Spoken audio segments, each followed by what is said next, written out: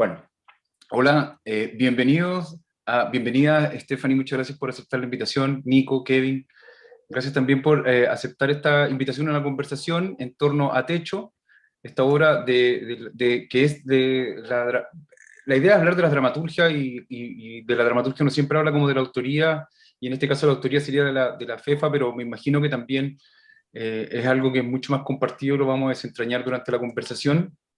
Este ciclo que se llama Fiesta de las Dramaturgias, que tiene la intención de unir el 23 de abril, que es el día de la celebración del libro a nivel internacional, y el 11 de mayo, que es el día de la celebración del teatro, para poder crear un vínculo a través de nuestra disciplina o de la disciplina de la dramaturgia, de estos dos mundos que parecieran tan distantes y que al parecer se reúnen en la escritura, aunque la escritura a veces nos depara ciertas sorpresas, como el caso de Techo.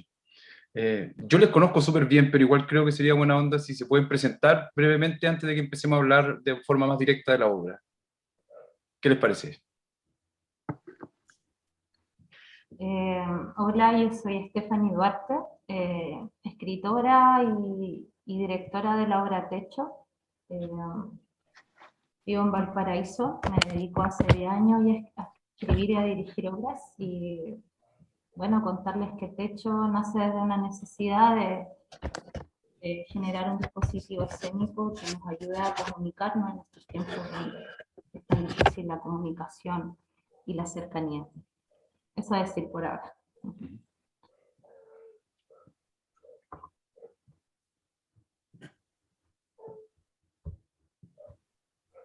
Yo soy Nicolás Eizaguirre Bravo,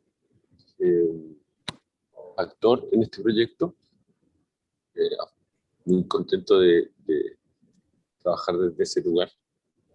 También trabajo junto con Stephanie y Kevin en el Galpón Container, un lugar en el que distintos colectivos, entre ellos Teatro Container, que es al que pertenezco, hemos conformado para la experimentación escénica. Eso. Hola, yo soy Kevin Morillo. Vivo acá en Valparaíso, trabajando con Teatro Container desde hace más de 10 años, y también formo parte de la colectiva que está ocupando el galpón de la Maestranza Varón. Eso. Y trabajo más bien que sea en el teatro de calle, y más como trabajando desde la parte técnica y como logística, como organizacional un poquito de eventos o de espectáculos que pueden ser hasta muy sencillos, muy masivos también. Como una amplia gama de espacios de ocupación. Y eso.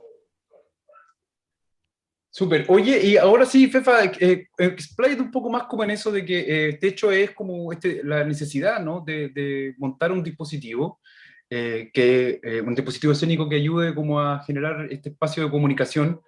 Y también, como para empezar también a trenzar esta conversación, no como solamente cómo nace, sino que cómo empiezan a participar, por ejemplo, los actores, que no es solamente un actor en el proyecto, ¿cierto? Son más, y también cómo la parte técnica es relevante, ¿no? Por las características propias de este proyecto.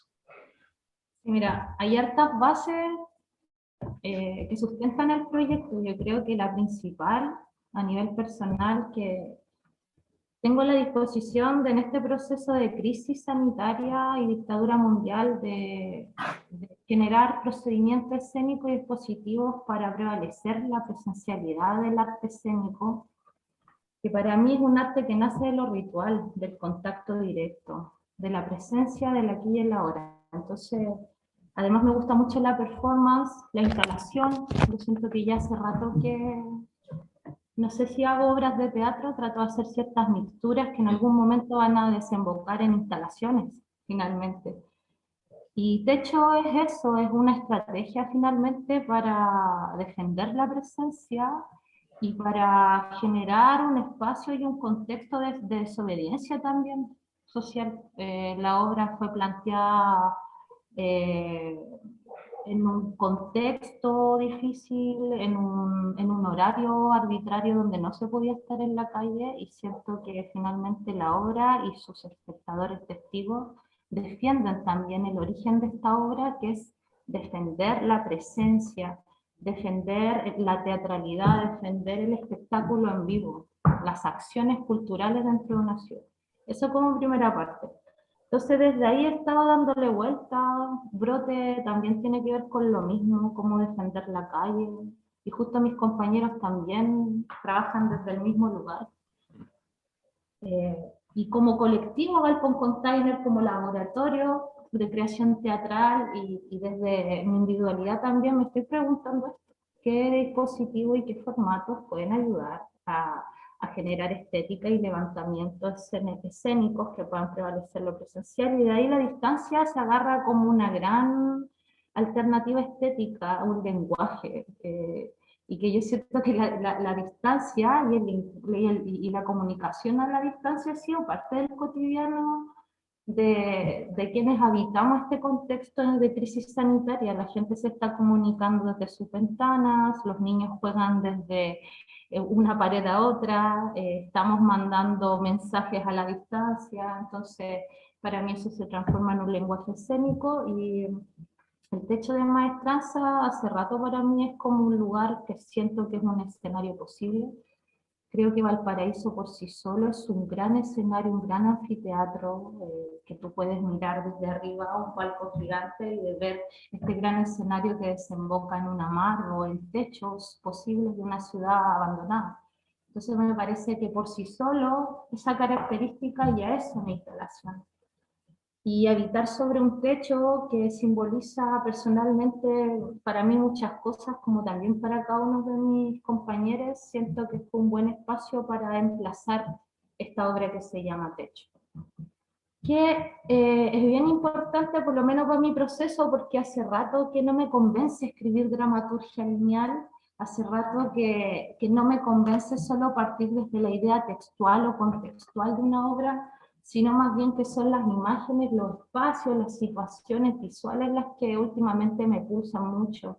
Hace bastante tiempo los espacios abandonados, los sitios específicos, los no lugares, son espacios que sinceramente yo vibro con ellos, donde podría estar días habitándolos y creando y levantando materiales. Entonces, de hecho fue como una bajada y un indicio de dramaturgia, porque no creo que esté completo. Yo siento que recién ahora puedo empezar a pensar más de cómo hacer una dramaturgia de sitio.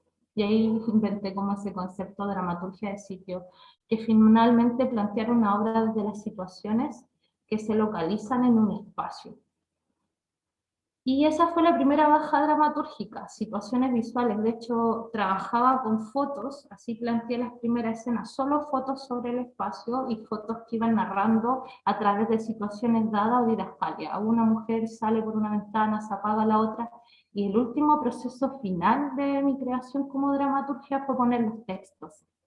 Pero partí desde la visualidad, desde cómo narramos sin decir nada. Me parece muy importante, y en la distancia precisamente, cuando tú ves un objeto, una presencia, una situación a la distancia, no escuchas, más bien miras. Entonces siento hasta que Techo podría ir sin dramaturgia, pero le puse la dramaturgia porque también tengo ese amor por la escritura teatral. Entonces como que todavía como creadora estoy con eso, porque entiendo que podría no ir la dramaturgia en esa obra y podría funcionar perfectamente. Pero me parecía importante escribir esos 4 monólogos que acompañaran las situaciones. No son monólogos que levantan situaciones, ¿te das cuenta? Entonces, es todo un descubrimiento, y también es también dialogar con una hegemonía teórica que plantea los procedimientos escénicos desde fases, como tú eres dramaturga y directora, tú eres escenógrafo, tú pero finalmente también hay creaciones que son híbridas, donde uno también puede plantear escenografías desde la dramaturgia, situaciones visuales que en la conceptualización hegemónica del arte le llaman diseño escenográfico, ¿cachai? Y no es así. Hay dramaturgias del espacio, hay poéticas visuales, y yo siento que, no sé si ahora yo lo sabré defender, pero quiero investigar sobre eso, y me parece que es una bajada súper importante que por lo menos tengo que hacer en este trabajo, ya que para mí los espacios y el arte contextual y los dispositivos que se relacionen con su comunidad son fundamentales. Y desde ese lugar Techo convocó eso, a reunirnos, a juntarnos, a dialogar a la distancia. A mí me impactó, por ejemplo, cómo la gente escuchó el texto, cómo aplaudía entre medio de la obra, cómo dialogaban y gritaban. A los chicos les respondían lo que ellos decían. A ratos parecía un concierto más que una obra. Entonces se armó una tremenda posibilidad, yo creo que hay que seguir investigando de qué es la dramaturgia, de qué otras formas se puede plantear dramaturgia. ¿Es solamente escrita? Sabemos que no, mucha gente ha escrito sobre las estéticas del espacio, dramaturgias visuales, pero yo creo que desarrollarlo más, en mi caso, me gustaría mucho. Eso. Eso, por ejemplo, cuando te refieres a que podría ser, a que tú pusiste la dramaturgia después, a que podría ser sin la dramaturgia, te refieres a que podría ser sin el texto finalmente, ¿no? Texto, Porque, solo claro, texto, porque porque la dramaturgia dramaturgia desde también el lo... principio. Sí. Ahora, ese, por ejemplo, proceso en el que entran, cuando después de esta secuencia que montas de imágenes y empieza a aparecer el elenco, ¿cómo entran ustedes? ¿Cómo entras tú, Nicolás, como en este juego? ¿Cómo se aborda una dramaturgia también de estas características como para empezar a hacer el ejercicio que tiene también que hacer el actor o la actriz, digamos? Es que sabéis que, mira, antes que el actor, yo creo que hay algo importante que aquí en este proceso hubo, que es el acompañamiento y la discusión con la técnica. El actor es la última fase, porque tú levantas una dramaturgia desde un espacio que es un espacio altamente adverso, que no es un espacio teatral. Entonces cada idea se va conversando con ejemplos, jefe técnico, diseñadora, que está mala, sobre todo con el jefe técnico, que era que él realmente te decía esto puede ser o no puede ser. ¿Esto puede pasar o no puede pasar? Claro, puede pasar, no puede pasarse, mejor se hace acá. Entonces es un diálogo constante con lo técnico y en su última fase aparecen los intérpretes. Por lo menos Entonces te quito la pregunta a ti, Nicolás, la hago a Kevin. Y después te toca a ti. Porque claro, en este ejercicio como de intentar habitar ese espacio es fundamental contar con alguien como que tenga también esa experiencia y vaya... Sí, sí, pues, yo creo que ese concepto de sitio específico se aplica a distintas perspectivas cuando uno mira la calle o la ciudad, o como distintas miradas, pero la propuesta esa de trabajar en el techo, yo creo que era como tratar de organizar un espacio que sea, ante todo, seguro, porque todos tenían que subir arriba con línea de vida, ¿no es cierto? Como se llama. Entonces, no hay teatro sin línea de vida, de una cierta manera. Yo creo que ese era también como una especie de, ¿cómo se llama? Cordón umbilical, ¿no? Había como esa relación entre los actores y el techo, porque el universo era bastante complicado, efectivamente, entre las 80 gaviotas que viven ahí arriba, los accesos, cómo construir todas esas líneas de esos pasajes de seguro para poder trabajar. Porque la superficie de ese lugar es impresionante, es decir, que son 90 metros por 30, son entre la primera planta y el techo estábamos trabajando en un espacio de más de 5.000 metros cuadrados. Entonces, efectivamente, al toque empecé a cachar cuántas extensiones eléctricas vaya a necesitar, dónde uno se puede colocar o no, y te lleva también a miles de preguntas. Pero el sitio accidentado del techo no es muy distinto a una plaza pública con... kioscos o elementos que de repente te tapan la vista o que te impiden hacer tal o tal escena. Es un lugar específico como hay muchos otros más.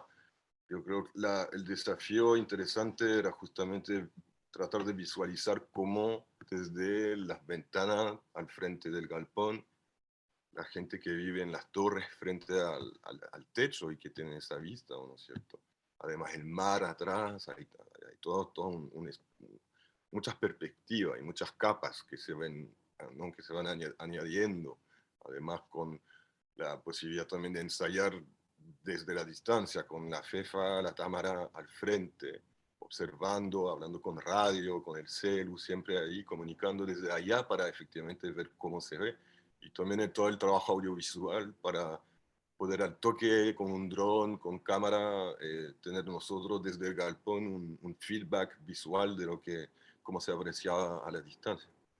Entonces hemos trabajado también con el Mario Núñez del colectivo Enaires, que nos permitió ahí poder implementar todas las medidas de seguridad para poder empezar a hacer teatro ahí arriba. Entonces han sido meses de trabajo y con ese temor grande porque efectivamente son como 44 ventanas en todo el sitio del techo abiertas con una caída posible de 15 metros para abajo. O sea, había realmente un riesgo importante ahí, y una toma de responsabilidad común, pero efectivamente la FEFA en ese sentido, ya que estábamos trabajando en colaboración, en coproducción con FITAM, FEFA ahí era la responsable también de ese proyecto, que es mucho más solamente que una obra de teatro en ese sentido. Es también encargarse de un grupo humano y de tener una buena convivencia y la posibilidad de trabajar en buenas condiciones. Y eso efectivamente, ahí el trabajo de la técnica, la logística estuvo también primordial para poder luego llegar a esas conversas que tenían más que ver con la dramaturgia misma de la creación. Eso.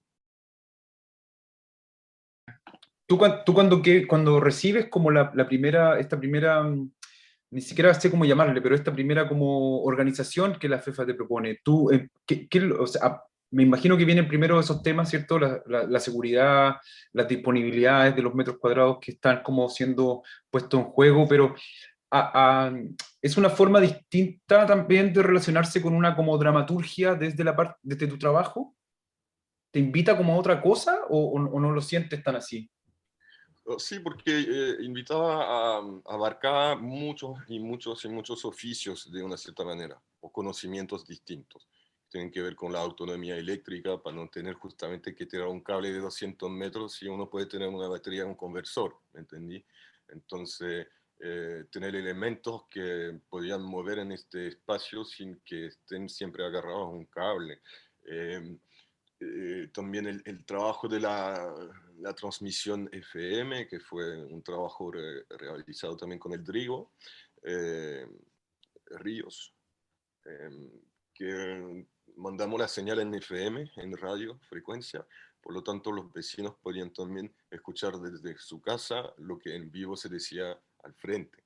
Y también ahí todos los aspectos técnicos que funcionaron, otros no tan bien, porque efectivamente eso, mala iluminación, malos efectos especiales, más todo el sistema de enganche aéreo, todas las líneas de vida, como te comentaba, todo ese trabajo, claro, es algo que como trabajamos en comunidad y de manera muy abierta también, yo creo que rápidamente uno puede decir que sí, eso puede ir, eso no va, es demasiado complicado, Fefa. O sea, como eso sí que va a ser complicado.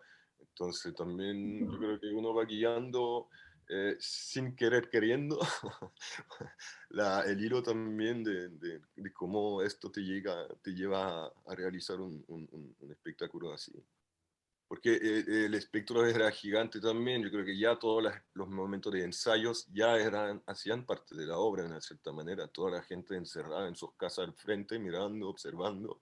Había mucha materia desde, caché, como que se sentía que es como una especie de volcán, pero que no explote de un momento para el otro, que empieza a hervir de a poco, de a poco, de a poco. Entonces, eso también es para mí el lenguaje del teatro de calle, que es como contar una historia de la ciudad y juntar el oficio y la técnica para poder lograr realizar la obra. Esto está incluido mismos y esto yo creo que, o sea, según mi opinión, yo creo que es el origen del teatro también moderno, o sea, todo viene de esa, o del circo, cuando uno se instala en una ciudad, cuando llega con las caravanas, o no, los camiones, todo este un poco show que provoca la instalación de una obra temporal, efímera en un espacio dado de la ciudad.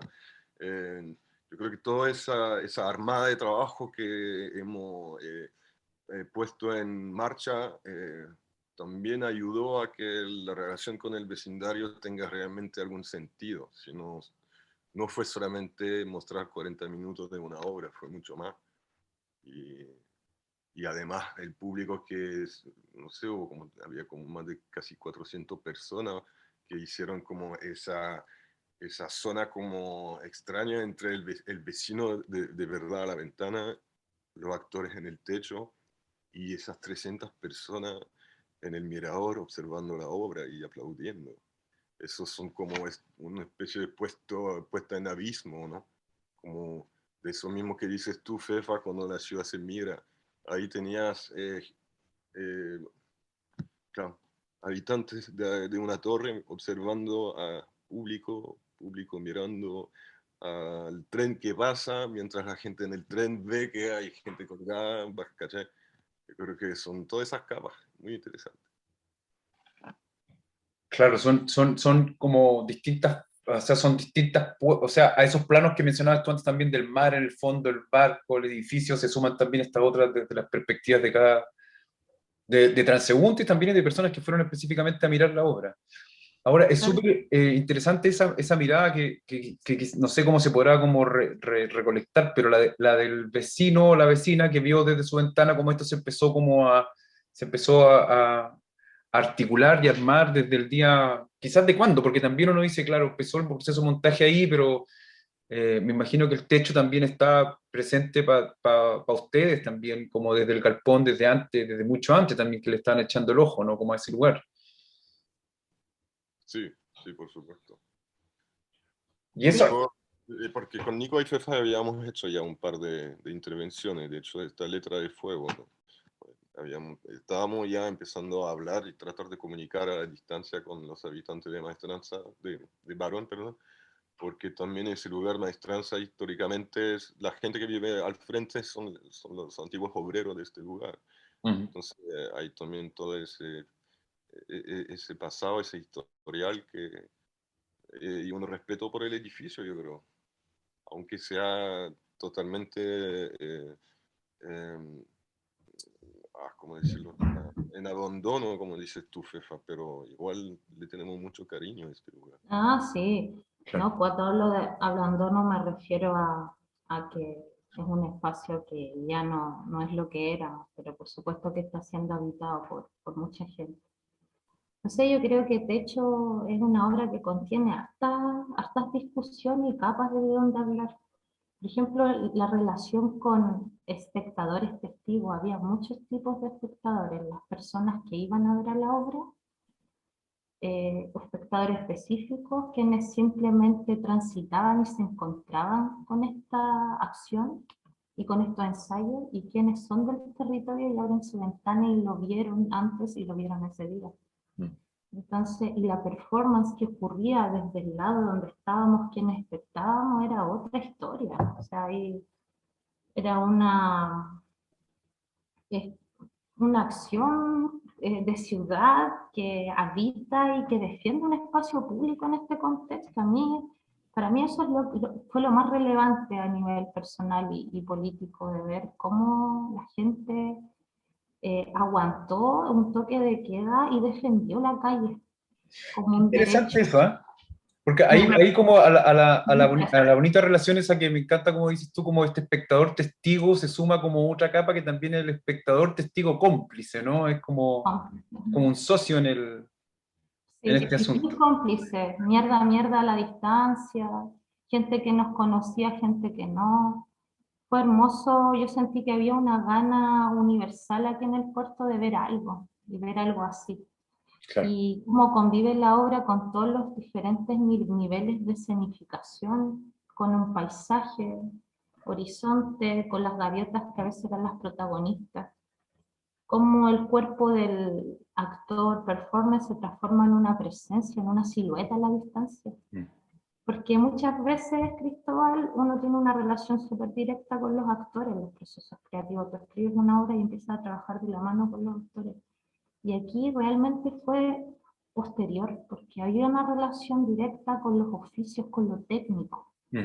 Entonces yo desde ahí me hice cargo, yo no soy este tipo de directora dramaturga que entrega una obra y le dice a un diseñador, haz lo que tú quieras, no. Yo parto desde el espacio, ya es como lo que más me encanta, como te decía. Entonces aquí me vi en la obligación de crear este concepto de dramaturgia de sitio para que Kevin, Tamara, Mario vieran con sus ojos la narrativa. Entonces lo explicaba a través de didascalia y fotos del espacio con dibujitos que hacíamos en programa, y eso, entonces yo ubicaba a los personajes y conversábamos desde ahí, desde lo concreto, desde lo visual. Yo sentía que era la mejor metodología para trabajar con el equipo base, que fue Kevin, Tamara y Mario, para hacer esta bajada y poder emplazar la obra. Porque a veces por lo menos creo yo que en esta obra no necesitábamos un texto y pasárselo a un equipo y Claro, que se no era necesario la palabra hablada. todavía no, aunque cada escena, como te digo, ya decía algo, un hombre que camina por una cumbre con una tele en la mano y antes ese hombre se ve en una ventana, entonces estaba el hombre en la fotito, luego el hombre arriba y luego lo último fue ponerle a esa escena para Sony, ponerle un nombre y luego lo que hace el actor, ¿no? El intérprete que defiende y hace la subversión de la versión arriba de este escenario que no es un escenario. Bonito. Todas las capas que tiene. Es muy interesante. Oye, y eso, bueno, tú, Nicolás, que estás como parte del elenco, ¿cómo fue eso de primero compartir protagonismo con la gaviota y también de transformar tu oficio como en esta eh, silueta, como dijo delante, ¿no? Como es una silueta que deambula, una encarnación de algo, ¿no?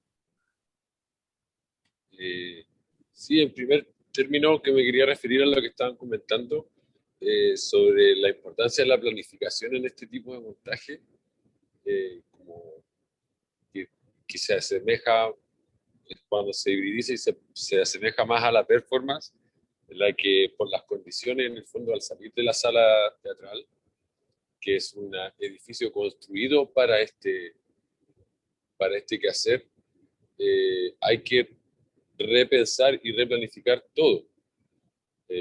Porque saliste del escenario, de las bambalinas, las trampas, los camarines atrás, los focos puestos en las barras, la mesa, todo construido y mucha gente que ha estudiado todo eso hasta sacarle el rollo y depurarlo. Entonces creo que como al desplazar la práctica hacia los espacios no convencionales, y en este caso a uno tan particular como un techo de esas dimensiones que han descrito, el trabajo de planificación se vuelve dramaturgia, que es lo que comentaba la FEFA. En el fondo, es en un diálogo artístico-técnico súper horizontal en el que se va generando lo posible. Y es algo que vimos mucho con Kevin cuando nos tocaba ir a trabajar a Francia, es como la relevancia de la dirección técnica, que es algo que a mí al principio me costaba entender cuando íbamos y sentía que a veces tenía como incluso más peso a veces en Francia, por ejemplo, la dirección técnica que la artística, porque están llenos además de normatividad y cosas, igual que acá. Entonces, como aquí, tú decís, vale, vamos a subirnos a 15 metros, entra en un protocolo de seguridad que define la movilidad de los intérpretes, define un montón de cosas. Entonces, creo que el trabajo que desarrolló el equipo base, como le llama FEFA, fue como una otra forma de entender la creación, creo. La que sin duda hay una autoría que va desatando y pulsando imágenes y proponiendo, ¿no es cierto?, situaciones, y hay otros que van atendiendo eso e intentando buscar cómo resolverlo. Y creo que sabemos que al final la práctica es tanto lo uno como lo otro, lo que imaginas y el cómo lo llevas. También nos pasó eso como a nivel de actuación.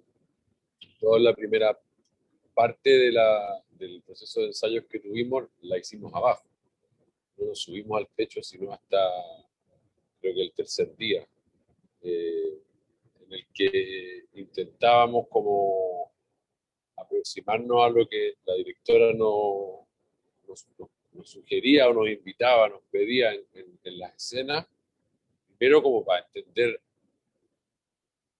qué íbamos a hacer, y después de eso, o sea, le subimos al techo, nos fue como llegar y subir. Y toda el fondo, el trabajo técnico que tuvo para nosotros como intérprete, el entender cómo funcionaba esta línea de vida, cuánto me podía mover, qué tanto me puedo exponer, cuándo me van a, si es que nos podemos poner de acuerdo a 50 metros de salir al mismo tiempo, no, cómo. Entonces era súper como, hay harto de planificación, más que la idea de el trabajo actoral en el que uno se súper imbuye ¿cierto? O en un conflicto, en una situación, en un tema, una reflexión. Siento que ahí la FEFA estuvo súper interesante cómo guiaba el proceso, desde ir como primero desarrollándome un proceso inmersivo abajo para entender el tono de lo que íbamos a trabajar y luego subir a entender como la práctica de cómo lo íbamos a hacer.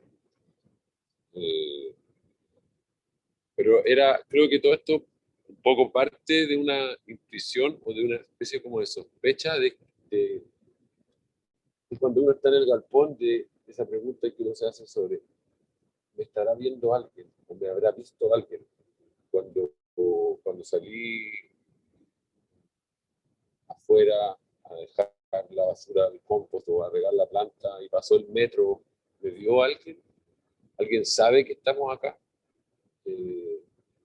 Creo que es la pregunta esencial con la que se conectaba con el contexto pandémico también la obra, con esta idea de estar aislados y mirarnos a la distancia preguntándonos, ¿alguien sabe si estoy aquí?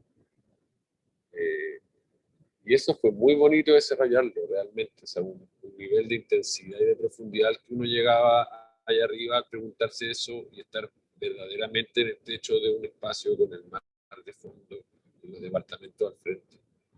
Y preguntar, ¿hay alguien ahí? ¿Me ves? ¿Sabes que estoy aquí? Y cachar que habían capas de gente observando y mirando. Creo que eso llegaba, o sea, para mí como desde la experiencia actoral fue súper poderoso. Como descubrir, por así decirlo, una pulsión que está inherente en ese espacio y a partir de eso crear. Creo que el trabajo ahí de la jefa también tiene harto que ver con eso, toda la dramaturgia que generó, que es como ella dice, esta idea de dramaturgia de sitio, como observar, sentir, habitar un lugar para poder despertar o descubrir qué hay ahí mismo. Obvio que entre la interacción entre tú y ese espacio, pero como entender que hay cosas que están pulsando en los lugares. Claro, es que pasa mucho que quienes performearon y accionaron en esta obra, instalación techo, son como interlocutores entre un espacio que es real, que significa historia, significa memorias, y entre la acción de construcción, de habitar, de salir del techo que entapa nuestras cabezas para poner nuestros pies sobre él. Todo ese trabajo se propone de forma textual, pero son finalmente los intérpretes quienes performan, quienes lo traducen. Entonces, era súper interesante probar desde la dirección, dramaturgia y quién era el cuerpo y la luz y todo el equipo, probar qué pasa con el cuerpo de quienes están ahí, de la silueta. ¿Cómo logramos iluminarla? ¿Cómo logramos que narre una silueta a la distancia? Porque generalmente uno se contagia de los actores mirándolos de cerca, sintiéndoles el sudor, sintiendo sus aromas, sus emociones. ¿Cómo proyecto a la distancia? Y es loco, porque me di cuenta de algo, que cada silueta no es igual a otra. Aunque estén todos vestidas y vestidos del mismo color y con la misma máscara, tú vas a diferenciar quién es quién, porque hay algo que prevalece, que es el tempo. de quienes están en escena. El tempo yo creo que finalmente es lo que te diferencia a ti, a mí, al Kevin del Nico. Y eso a la distancia se veía. Y era muy, muy interesante decir, ahí está el Nico, ahí está, esa es Pita. Entonces, toda esa interlocución de relación entre testigo-obra que hace finalmente el actor-intérprete fue un gran desafío. ¿Cuántas personas habían en ese rol? En escena, ¿Sí? 12 o 15. En escena, pero en el techo había como 30. Claro.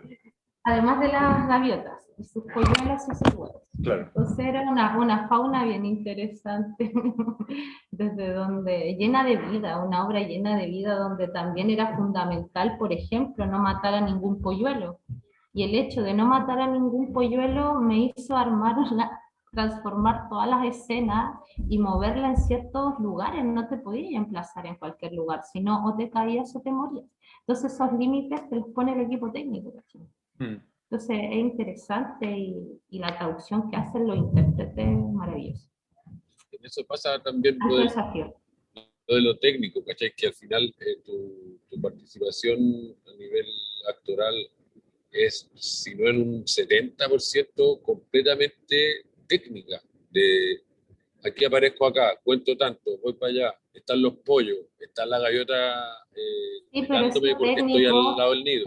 Pero eso técnico no es técnico, y eso no es solo técnico, es dramaturgia de espacio y de cómo se mueve un cuerpo. No es solo técnico, es dramaturgia de sitio también. ¿Cachai? Claro, totalmente. Quiero decir, como para desnudar un poco el trabajo detrás, ¿cachai? Que es como, porque no sé, pues uno tiene que aparecer en tal escena vestido de negro, caminando lentamente desde la nada hasta conformarse como un cuerpo, pero antes de llegar a eso, está ahí cambiando la línea, mirando los pollos, sorprendido de ver a las gaviotas tan de cerca y cómo se relacionan entre ellas, como, y volviendo todo eso obvio que va afectando los cuerpos, estoy de acuerdo con que va generando contenido también, no es separable.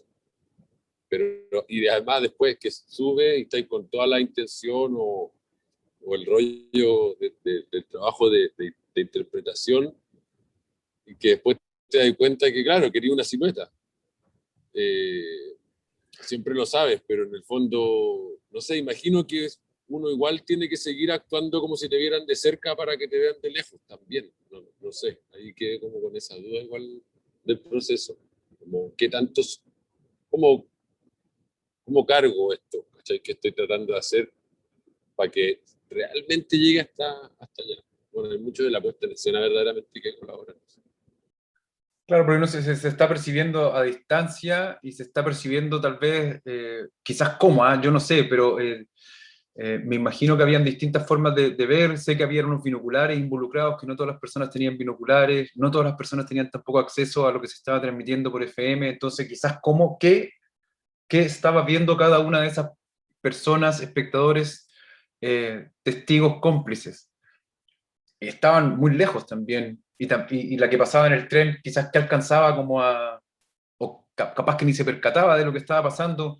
Es súper interesante esa pregunta que yo creo que también se amplifica con todo lo que hace Techo, con todo lo que está haciendo el Galpón Container ahí también, y con todo lo que están haciendo todas las personas que están vinculadas, yo creo, al teatro hoy en día, es que es preguntarse, ¿alguien sabe que estamos aquí como realmente? Es como una pregunta que tiene repercusiones súper grandes para más adelante, para mucho tiempo más, yo creo todavía. Porque pareciera ser que no. O sea, nosotros sí, no sé quién más. Hay una cosa que me llamó la atención de la escritura, porque la FEFA me compartió el documento con las imágenes y con algunas acotaciones, y había una que decía que no recuerdo bien, pero decía que la silueta, de la silueta salía la luz. ¿O no? ¿Algo así? ¿Puede ser? En una de las... Estoy buscando el texto. Pero la silueta se ilumina, dice, así como, no sé cómo lo resolvieron. Eso era como, porque nos dimos cuenta a nivel lumínico que cuando el cuerpo portaba una luz por sí sola se podía ver mejor. Entonces cuando tenía por ejemplo el Nico con una tele, al tener una tele que otro artefacto lumínico, esa silueta se veía aún más. O sea, a una actriz le pones un vestido y abajo tiene luces, se va a ver aún más, pero eso ya se vuelve espectacular. Es que eso es súper difícil con estas obras, porque la idea era que fueran cotidianas, personas cotidianas acá de su casa y puesta arriba de un techo. Entonces, ese cotidiano, traducirlo a 100 metros de distancia es súper complejo, porque por ejemplo, es mucho más fácil que el Nico se viera si lo llenamos de luces y su vestido lo hacemos mucho más grande, pero ya se nos vuelve mucho más expresionista, mucho más representativo la imagen, ¿cachai? Entonces ese diálogo entre lo representativo, el habitar de verdad, que no se nos vuelva teatral, es un diálogo constante y no sé si se soluciona, para mí se transforman en preguntas de aquí a un par de años más. Eso me gusta, que este tipo de contenido te deja con preguntas, te deja con dudas, con cosas no resueltas, como por ejemplo, cómo preservar la verdad, la realidad ficcionaria, en un espacio que no es real, sin caer en lo representativo, el figurativo y esos personajes altamente barrocos para que se vean. Entonces, por eso yo, a lo mejor sale eso, no me acuerdo en qué lado específico, pero era como iluminar desde los mismos cuerpos. No me acuerdo bien tampoco puntualmente, pero me recuerdo que decía que la silueta se iluminaba de pronto así. En la, en la anotación decía eso. No sé cómo es. Kevin, yo sé, no sé cómo, tengo que darte algún acceso, pero sabéis que no sé cómo se hace en realidad. Ah, ya. Ok. En participante tendrías que hacerle un clic derecho al Kevin. Y Te hago un clic derecho, Kevin. hazme un clic derecho.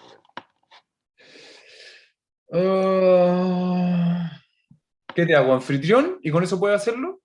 Claro. Perfecto, te acabas de transformar en el anfitrión de esto. A ver.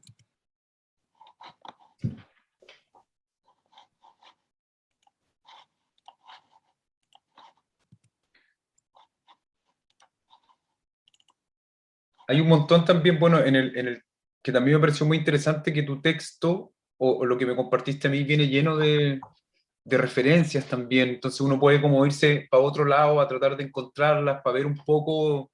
Yo no tuve la oportunidad de estar ahí cuando ocurrió Techo,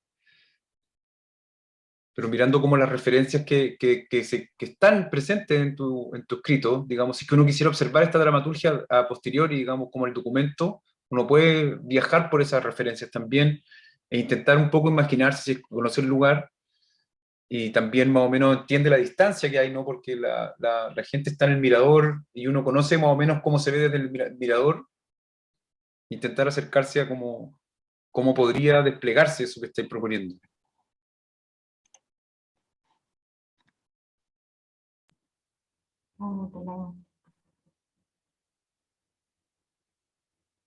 Sabes que el texto de Memoria de Fuego y el Tratado para Radicales fue hecho un poco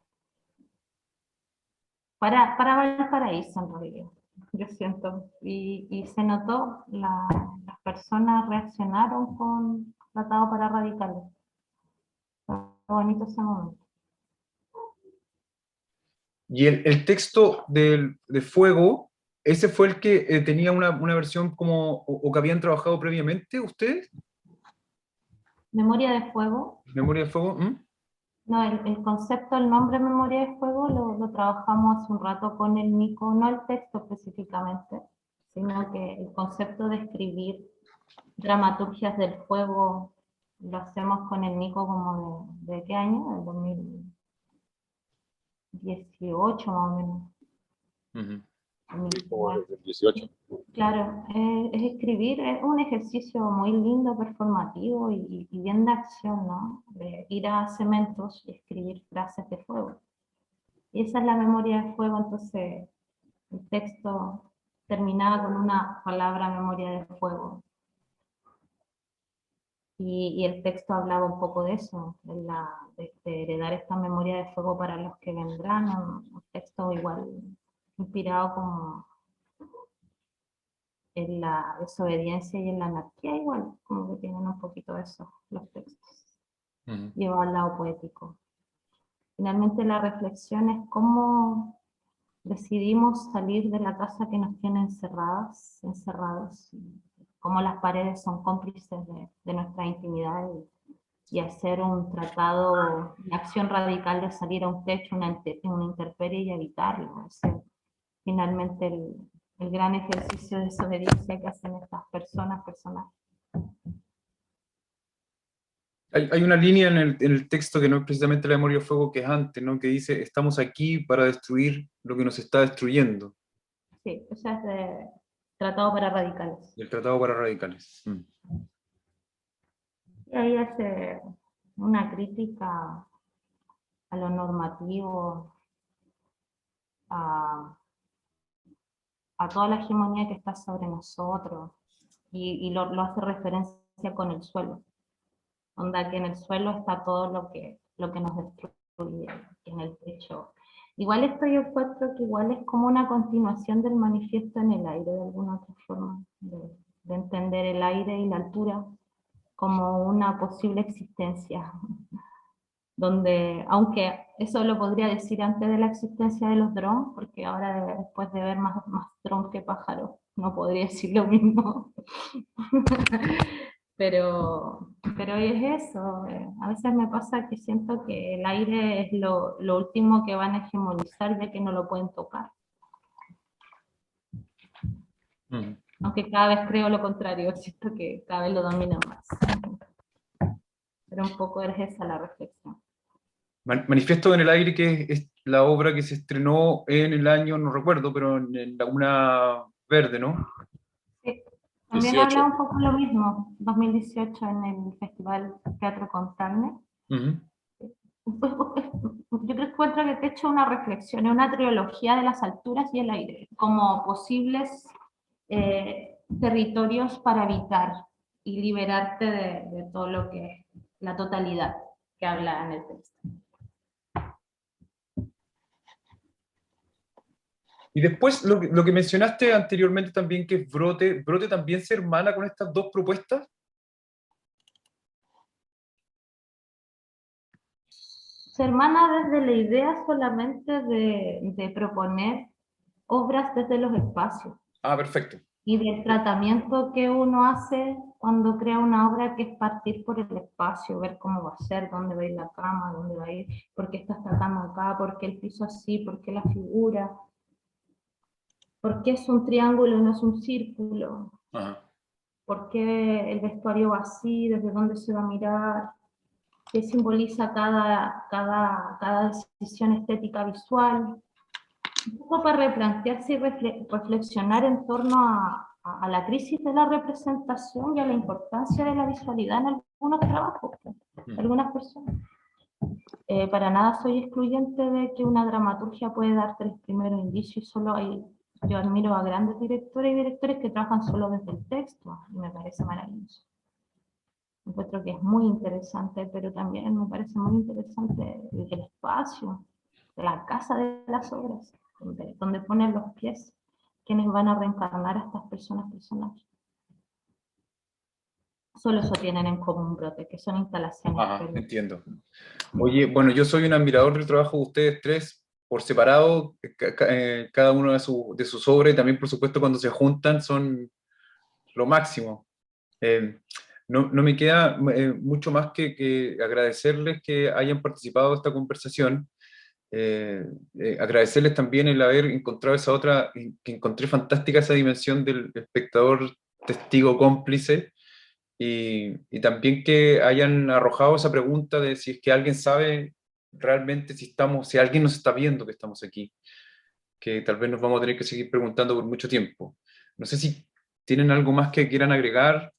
Yo les vuelvo a agradecer y les dejo también la invitación para que a ver si es que pueden encontrarse con las otras conversaciones que van a estar vinculadas también a las otras dramaturgias que están ocurriendo en Valparaíso y que están radicadas en esa ciudad y que tienen una diversidad muy rica, que van también hasta el interior de la sala, incluso algunas de ellas que ya llegaron como a empezar a pensar en estos formatos digitales para poder seguir haciendo tal vez las mismas preguntas que se hacen en estas otras grandes dimensiones. Sí, yo solo añadir eso de esta complicidad y de esta pregunta. ¿Saben que estamos acá? ¿Sabe la gente que estamos trabajando, que estamos haciendo teatro? Yo creo que cuando uno logra embarcar contigo, invitar a un viaje al público, o al vecino en ese caso, que el que justamente asistió a los ensayos, luego vio la obra y pudo también observar cómo reaccionaba el público, yo creo que ahí viene también se vuelve quizá un poquito pedagógico, pero igual también se trata de la transmisión.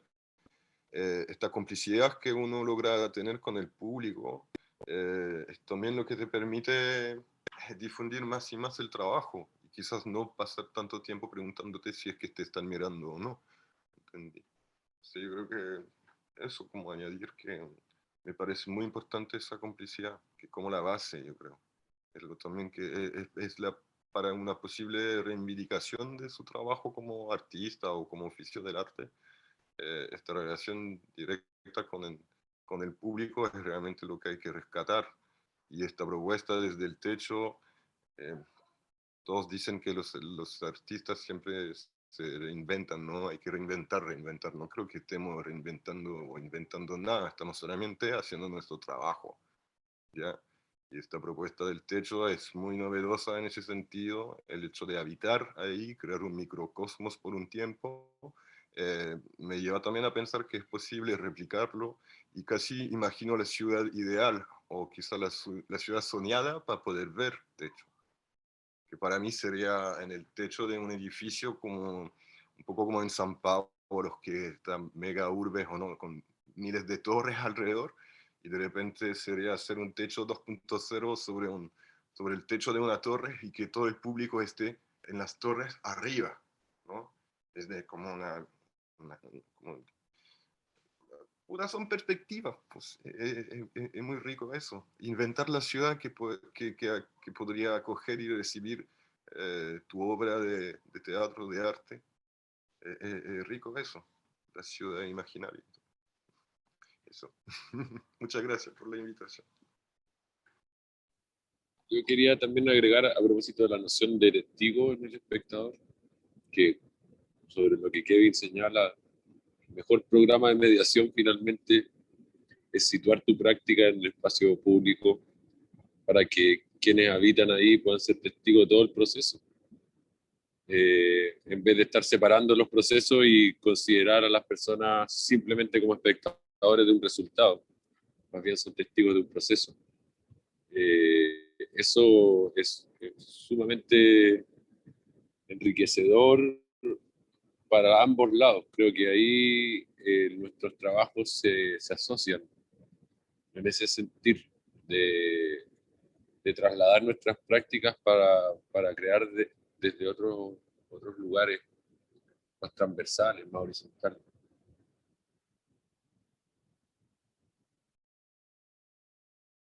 Y también acotar a eso que en la primera frase de juego que escribimos en el Galpón Container, la escribimos para el Día del Teatro del año pasado, Sí. y decía, no hay teatro sin contagio, como una reivindicación de la presencialidad, que es lo que partió la FEFA en esta sesión comentando. En eso también nos asociamos muy fuertemente, en que creemos que la presencialidad es algo que debemos defender, que es parte esencial del rito al que adscribimos. Claro, y es loco defender algo que no le importa a mucha gente. Como, viendo la misma pregunta que hicieron los chicos, ¿saben que estamos aquí? ¿A alguien le importa si estamos o no? También, devienen muchas preguntas de esa misma. Pero me parece interesante defender la presencialidad en estos tiempos, nos pone en una situación de conflicto como artistas escénicos. Y me gusta porque el teatro Chile está lleno de discursos, política, subversión, pero además de lo discursivo, del discurso que queda cuando se abre y se cierra el telón, ¿dónde hay más activismo en las prácticas escénicas? Yo siento que ahora el escenario te invita a hacer activismo, porque hacer una práctica en vivo es un acto criminal en estos tiempos. Entonces, hacer ese diálogo y conversar y buscar esos intersticios entre lo legal y lo ilegal, ahí aparecen este tipo de obras, porque fueron con permiso, pero 5 veces se cayó el permiso, los pacos llegaban cada vez que nos subíamos al techo, y eso a mí me impacta, de verdad, y lo digo acá, y siento que el arte es tremendo vehículo de desobediencia y de generar otra realidad paralela a la que te impone el sistema hegemónico. Lo comprobé con Techo, con Brote y con muchas otras obras que he participado de colectivo, que siempre genera un espacio de protección el arte, de alguna otra forma. Y de convivio con una población, con una comunidad, con una ciudad.